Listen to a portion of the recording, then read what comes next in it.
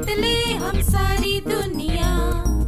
बीच हमें आज बोने दो, रोज उसे थोड़ा बढ़ने दो। छू लेंगे आकाश हम, मन के विचार हकीकत बने। सिद्धि फल से आनंद देंगे, कोशिश कर बढ़े, सोच बुलंद करे।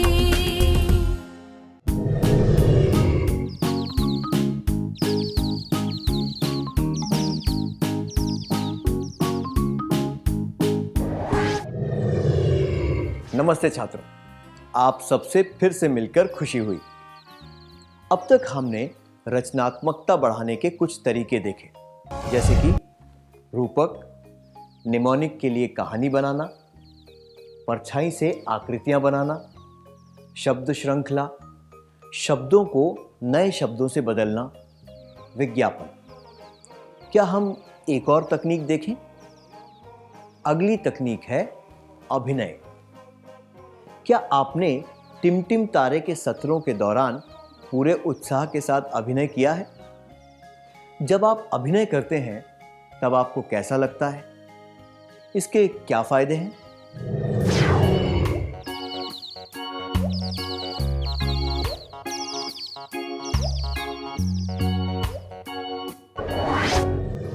धन्यवाद।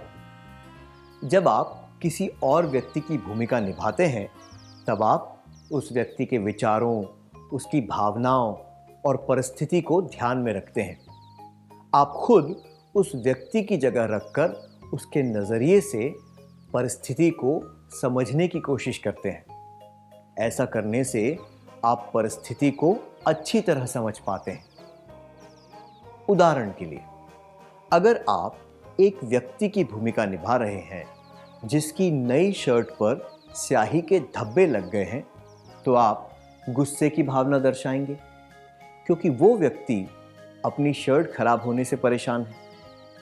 आप ये दिखाएंगे कि किस तरह से उस व्यक्ति ने स्याही पर चौक रगड़कर शर्ट को ठीक करने की कोशिश की। जब इससे काम नहीं बना तो उसने धब्बे को छिपाने के लिए अपनी किताब से ढक दिया। जब टीचर ने इसके बारे में पूछा तो उसने धब्बों के बारे में बताया और टीचर से अनुमति ली ताकि वो शर्ट को धो सके या बदल सके। इस भूमिका को अच्छी तरह निभाने के लिए आपको उसी समय रचनात्मकता से सोचना होगा। जब तक आप ये अभिनय अच्छी तरह करेंगे तो आप स्थिति को भली भांति समझ पाएंगे और दूसरों को अभिनय द्वारा अच्छी तरह समझा पाएंगे।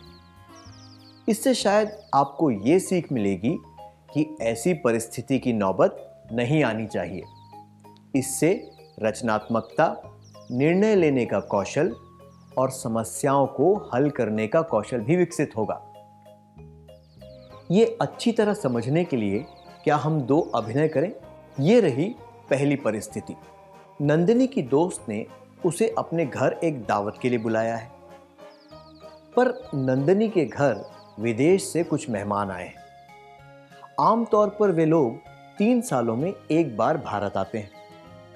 नंदिनी की दोस्त ने फिर भी बहुत आग्रह किया कि उसे दावत में आना ही होगा और अगर वो नहीं आई तो उसे बहुत बुरा लगेगा। इस परिस्थिति में नंदिनी को क्या करना चाहिए? क्या आप दोनों नंदिनी और उसकी दोस्त की भूमिका निभा सकते हैं?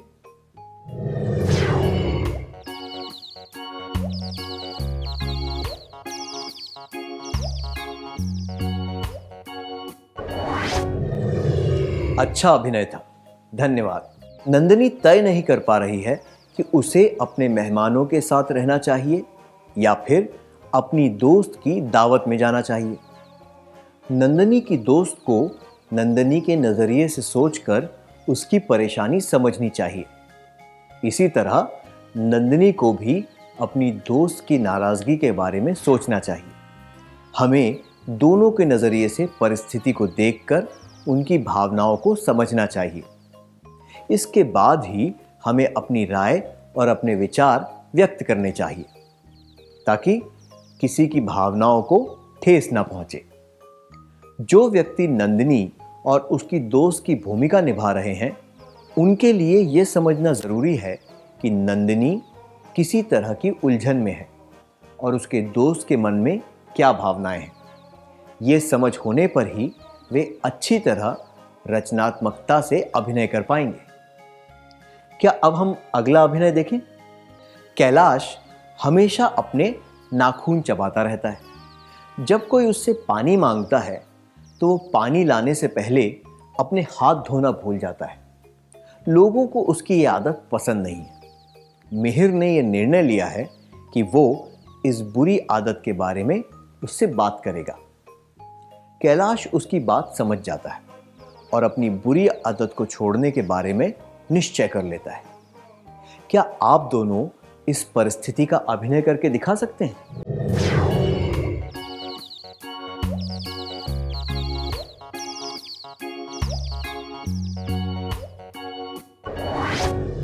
बढ़िया अभिनय था, धन्यवाद।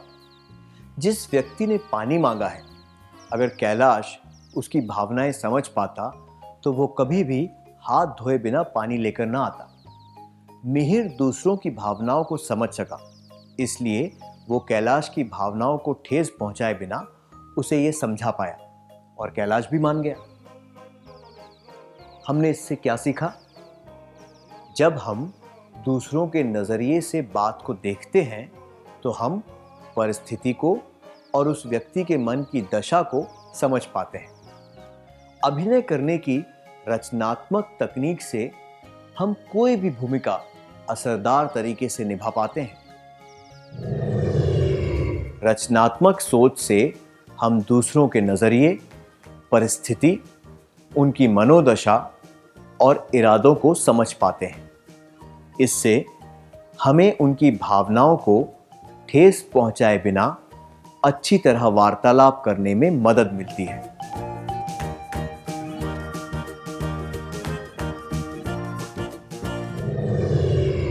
क्या हम एक और तकनीक के बारे में सीखें?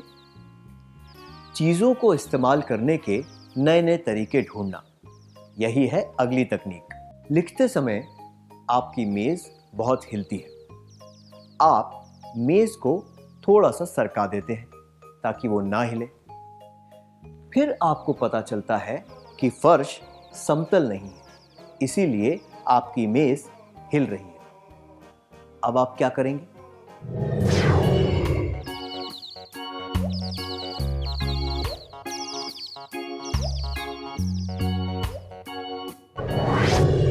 सही कहा। आप कागज का एक टुकड़ा लेंगे, उसे कई बार मोड़ेंगे और मेज के एक पांव के नीचे रख देंगे ताकि वो समतल हो जाए, है ना? जरा सोचिए, क्या कागज इसीलिए बनाया गया था कि उसे हिलती हुई मेज के नीचे रखा जा सके? बिल्कुल भी नहीं। कागज को लिखने के लिए बनाया गया है, पर आपकी रचनात्मक सोच की वजह से आपने कागज को इस्तेमाल करने के और भी तरीके ढूंढ निकाले। बोतल को तरल पदार्थ रखने के लिए इस्तेमाल किया जाता है, पर हम बोतल का इस्तेमाल फूलदान की तरह या फिर पटाखे के रॉकेट छुड़ाने के लिए करते हैं। हम रोजमर्रा के जीवन में जो चीजें इस्तेमाल करते हैं, क्या आप उनको काम में लेने के और तरीके सोच सकते हैं? क्या आपने किसी चीज का सकारात्मक तरीके से कोई और इस्तेमाल किया है? क्या आप इसके बारे में सबको बताना चाहेंगे?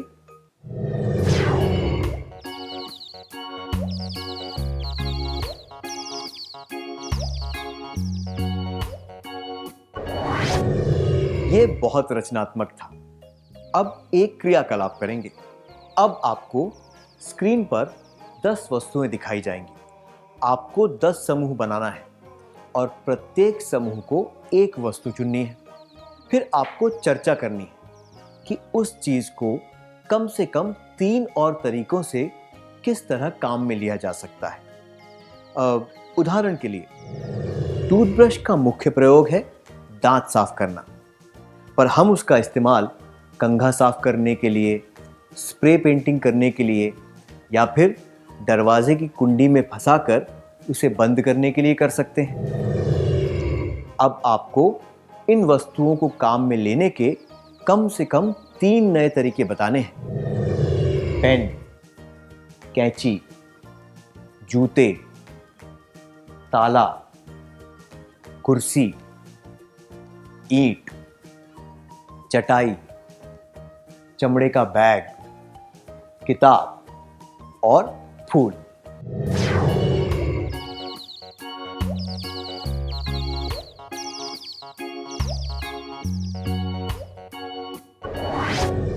बहुत ही बढ़िया और नवीन सुझाव थे।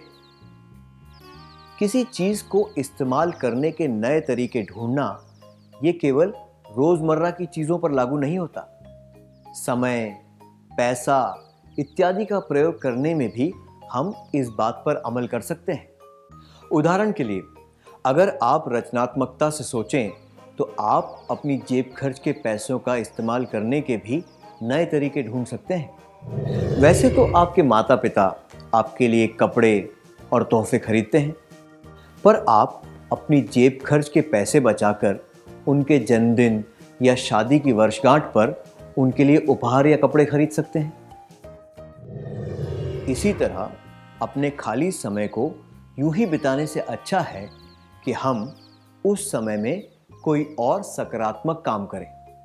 जैसे कि हम अनपढ़ लोगों को पढ़ना लिखना सिखा सकते हैं, हम किसी अपंग व्यक्ति की पोस्ट ऑफिस के फॉर्म आदि भरने में मदद कर सकते हैं, या फिर किसी को अखबार पढ़कर सुना सकते हैं। अगर आप रचनात्मकता से सोचें तो आप अपने समय और पैसों का उपयोग करने के बेहतर तरीके ढूंढ सकते हैं। क्या अब हम एक और तकनीक के बारे में जानें? इसे सुधार वाली तकनीक कहते हैं। आप लिफाफे पर डाक टिकट कैसे चिपकाते हैं? आप गोंद या फिर पानी का इस्तेमाल करते हैं, और ये दोनों चीजें ना हो तो आप उस पर थूक लगाते हैं, है ना? क्या आपको कभी लगा है कि डाक टिकट स्टिकर जैसे होते तो अच्छा होता? अगर हां, तो आपको खुद पर गर्व होना चाहिए कि आप में चीजों को सुधारने की रचनात्मकता है। चलिए अब एक क्रियाकलाप करते हैं। आपको सोचकर बताना है कि इन चीजों को बेहतर बनाने के लिए क्या किया जा सकता है। ईंट, अखबार, प्लास्टिक की थैली, पेंसिल, चाकू, चाबी, कुर्सी, साइकिल, कंघा और स्टेपलर। आपको 10 समूह बनाने हैं और प्रत्येक समूह को एक वस्तु चुननी है। फिर आपको बताना है कि उस वस्तु को बेहतर कैसे बनाया जा सकता है। क्या आप अपने अनोखे सुझाव और विचार हमें बताएंगे?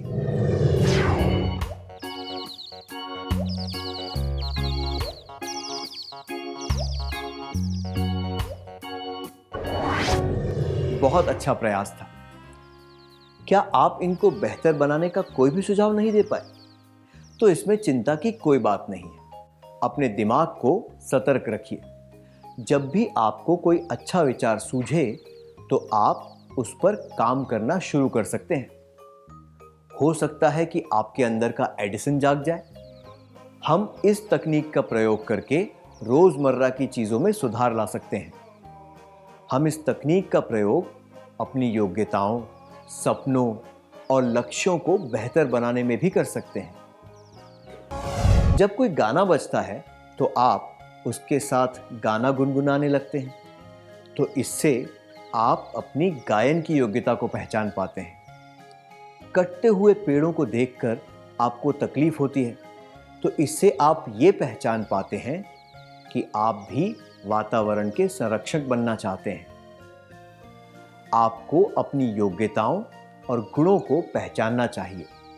रचनात्मकता से सोचकर उन्हें सुधारने की कोशिश करनी चाहिए। इन सब रचनात्मक विचारों पर तुरंत अमल शुरू करना चाहिए। उदाहरण के लिए, आपके मन में जो भी विचार चल रहे हैं, अगर आप उन्हें लिख दें तो आप अपनी इस योग्यता को सुधार सकते हैं। इससे आपको भविष्य में अच्छा लेखक बनने में मदद मिलेगी। ऐसे तरीकों के बारे में सोचिए जिनसे आप अपने परिवार की और समाज की मदद कर सकते हैं। फिर उन तरीकों पर अमल कीजिए। हमने इससे क्या सीखा? रचनात्मक सोच से हम चीज़ों को इस्तेमाल करने के नए तरीके ढूंढ सकते हैं, चीज़ों को बेहतर बना सकते हैं।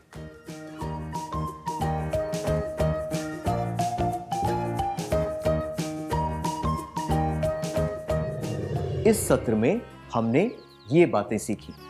अभिनय की तकनीक, चीज़ों को इस्तेमाल करने के नए तरीके, सुधार लाने वाली तकनीक।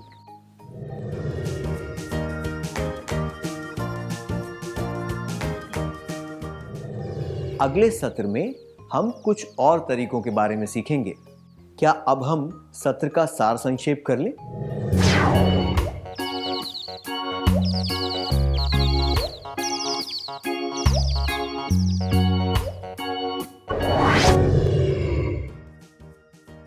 रचनात्मकता को बढ़ाने के कुछ तरीके हैं: अभिनय, विज्ञापन, सुधार लाने वाली तकनीक और चीजों को इस्तेमाल करने के नए तरीके। रचनात्मक सोच से हम दूसरों के नजरिए, परिस्थिति, उनकी मनोदशा और इरादों को समझ पाते हैं। इससे हमें उनकी भावनाओं को ठेस पहुंचाए बिना अच्छी तरह वार्तालाप करने में मदद मिलती है। धन्यवाद। इन बातों को अच्छी तरह याद करने के लिए क्या हम थोड़ा गृह कार्य लिख लें?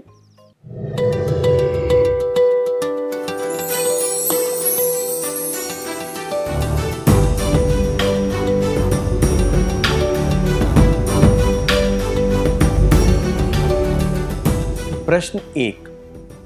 क्या आप इन चीजों को सकारात्मक तरीके से इस्तेमाल करने के नए तरीके बता सकते हैं? मोबाइल फोन, फूलदान, ईंट, पेड़ और टीवी। प्रश्न 2। अपने माता पिता के साथ जो आपका रिश्ता है उसे सुधारने के तरीके आपको ढूंढने हैं।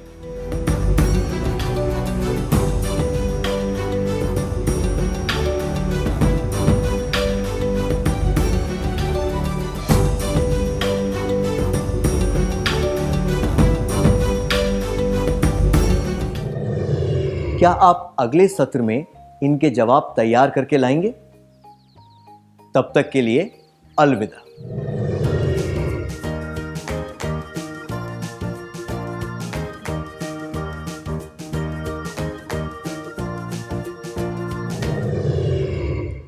नमस्ते छात्रों, आपका स्वागत है।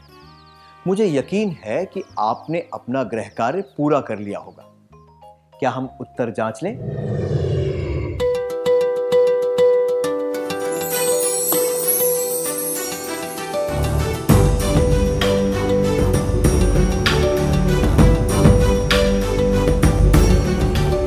प्रश्न 1। क्या आप इन चीजों को सकारात्मक तरीके से इस्तेमाल करने के नए तरीके बता सकते हैं? मोबाइल फोन, फूलदान, ईंट, पेड़ और टीवी। क्या आप अपने उत्तर सबको बता सकते हैं?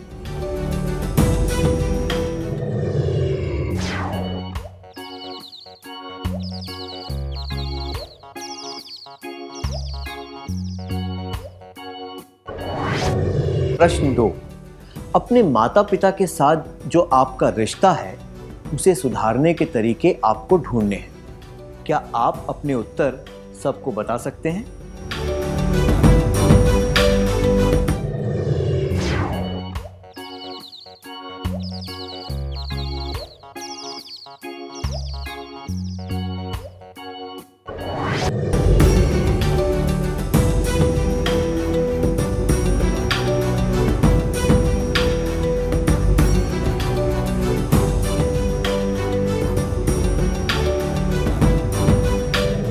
आपने जो प्रयास किया उसके लिए बधाइयाँ। आशा करते हैं कि आपकी रचनात्मक योग्यताओं से आपके परिवार को और समाज को बहुत फायदा होगा। क्या अब हम अगला सत्र शुरू करें?